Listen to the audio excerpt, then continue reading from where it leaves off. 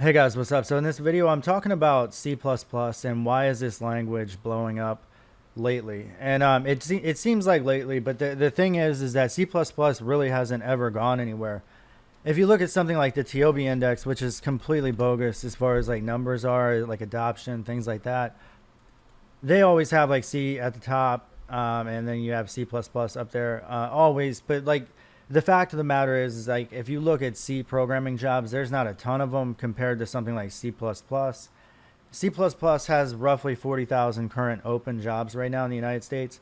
Salaries ranging over 100,000 on average, and most of that C++ development is doing stuff that simply Java and C Sharp and other runtime languages like even like Python, things like that, they just simply can't compete at. So automation systems, stuff like that, they're always going to be using C++, game engines, and there's really no other major competitor.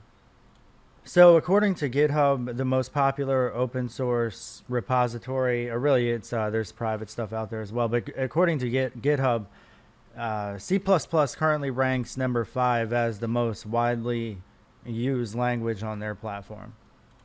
So if we do talk about competitors, there's not very many, but if you have to name one, it would probably be Rust. Although Rust has, it's gaining traction. It's actually the most loved language of 2018, actually 2019, according to Stack Overflow.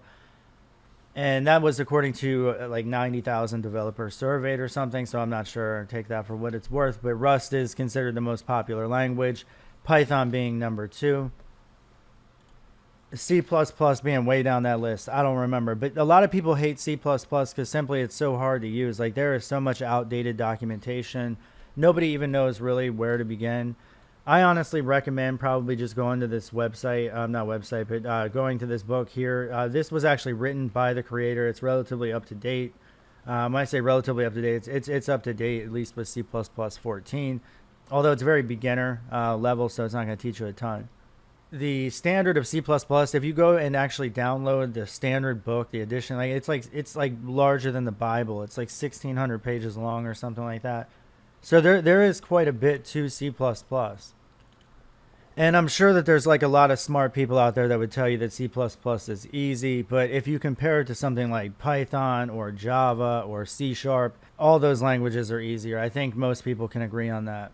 So simply put, when people ask about where is C++ used, it's used anywhere that speed is necessary. So anytime you need lightning quick speed where you're going to have almost instantaneous responses like autonomous systems with Tesla, they're going to be using something like that.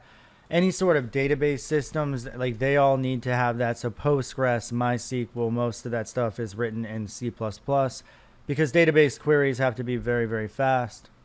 And then pretty much in every embedded system, which means like things like the Curiosity rover, things like that. Those things use C++. Anything that can actually be built, like even refrigerators and things like that, can have C++. C++ was used to build stuff like Photoshop, actual GUI software that you install on your machine. So when it comes to big data, again, especially where you cannot have parallel processing, you're going to need absolute speed. So for big data, a lot of that core library code like TensorFlow, stuff like that, is actually written using C++. Google's MapReduce that they released was actually written in C++, and a lot of their original stack where Python couldn't handle speed was all C++ as far as like sharding out all their networks and stuff like that. And then finally, when it comes to adoption, the game industry almost exclusively uses C++. I mean, there are outliers out there, but C++, because speed and anywhere speed is necessary for embedded systems and games and stuff like that, C++ is going to shine there. And also, when we talk about competitors to C++, a lot of people might be mentioning Go, but Go is, again, it's a language that is, it's a compiled language, but it's memory managed for you. So it's not gonna have the speed that C++ is. So if you still need like true speed, Golang is still not really going to be able to do it for you. That's why Rust is actually considered to be a true competitor, because Rust is a true systems level language, and it's immutable by default. Like it's built for concurrency. just like Golang, but this is built for raw speed as well, just like C++. The goal of Rust is actually to replace C++ with a more user-friendly code base. And the C++ community is still pretty much balking at that. But you can see that like when it comes to like what is like where's the love and like people are looking for a successor for C++ for a long time now.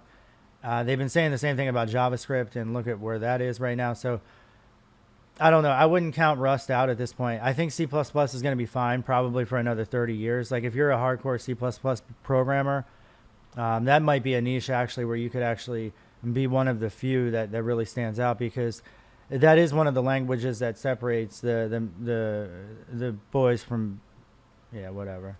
It separates people, right? So anyway, all right, guys. Thanks for watching. Have a good day. Take care. Bye.